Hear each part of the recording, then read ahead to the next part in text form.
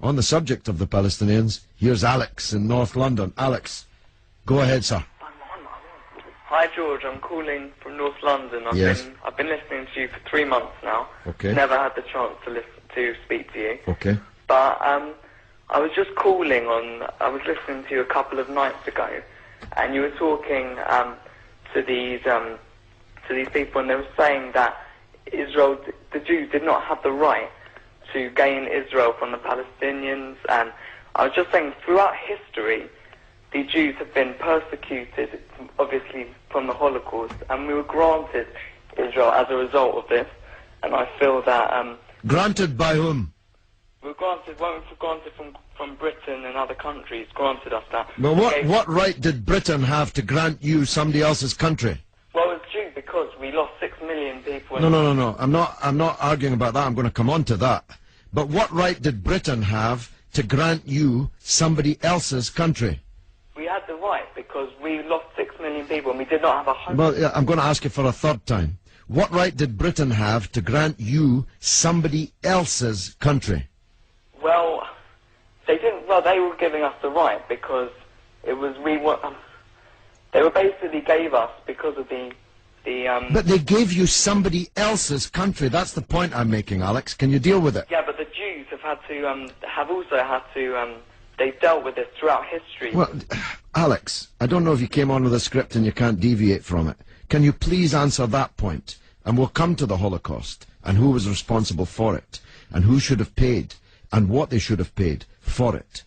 But given that you've said Britain granted you, and you're presumably saying you because you're Jewish, somebody else's country, I'm asking you, what right did Britain have to grant you somebody else's country? Britain, you could say they didn't have a right, but they came in and dealt with us and with the Jews having lost all these lives, and they basically granted us this land. Okay. Well, I see I'm getting nowhere on this, Alex, so let me deal with your overarching point. Maybe you're just not equipped to deal with the principal point that I have made. The Jews have suffered racist anti-Semitism down the ages in many, many European countries, including our own. They were subject to regular discrimination at best, and pogrom and murder at most. That's undoubtedly true.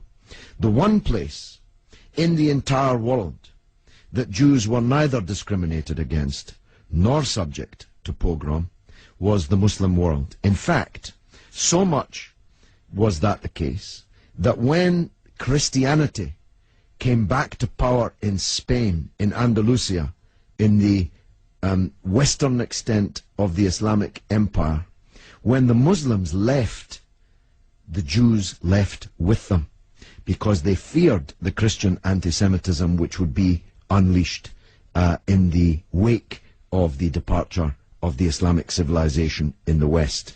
That's why so many Jews are to be found even today, and were to be found in profusion before the creation of the State of Israel, in countries like Morocco and along the North African coast, because under the protection of the Muslims, the Jews left Europe and went to live in North Africa. The Palestine that was wiped off the map when Britain granted you somebody else's country had Jews living side by side with Christians and Muslims for century upon century without the slightest trace of discrimination or violence or pogrom. So, what's happened is that Christian anti-Semitism in Europe, which massacred 6 million Jews in the greatest crime in human history, was paid for not by the Christian countries of Europe that either practiced or turned a blind eye to that anti-Semitism, but was paid by the very people who were completely innocent of that Holocaust, who had never persecuted the Jews, who had never pogromed the Jews.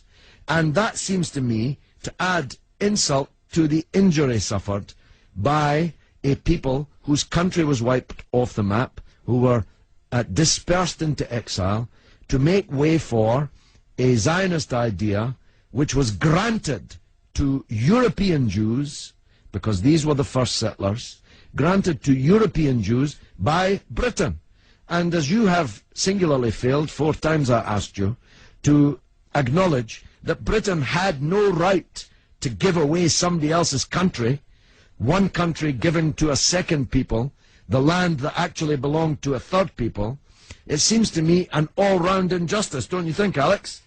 Yeah, I agree that they didn't so much have the right, but they were stepping in after the Holocaust to grant it to the Jews. But it was long before the Holocaust that Britain stepped in. Britain stepped in 1917 with the Balfour Declaration made by the British Minister Balfour on our behalf to a group of atheistic Zionist Jews. I make the point about atheism because it's now claimed that this is some biblical land right, as if God was an estate agent. The men to whom Israel was promised were atheistic Jews. They were not only not speaking for all Jews, they represented at that time in 1917 a tiny proportion of the world's Jews. Most of the world's Jews supported communist or socialist parties and ideas at that time. The Zionists represented a tiny sliver of Jewish opinion at that time. Yet Balfour promised them the land which belonged to a third people, without consulting either the British or the world's Jews, and least of all, consulting the Palestinians. Okay, well, thanks very much for talking. Okay, Alex, thanks for listening, my friend.